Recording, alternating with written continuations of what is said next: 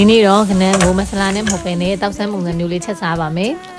။နန်းကိုအပေါ်ကုန်းခွာပြီးသွားလို့ရှိရင်ဒီရေရက်ကလေးတွေရောလက်ထိတ်ထိတ်ထိတ်လေးတွေရောနောက်ပြီးတော့ဒီထိတ်ပိုင်းတွေရောအကုန်ကျမကကြီးနဲ့ညှက်တယ်ပေါ့နော်။ပြီးတော့မှသူ့ရဲ့နောက်ကျောကအကုန်ပါထပ်ပြီးတော့ခွာပါတယ်။ပေါ်ကုန်းမှာပါတဲ့အစီလေးတွေကလည်းချက်တဲ့ကမှပြန်ထည့်တယ်ပေါ့နော်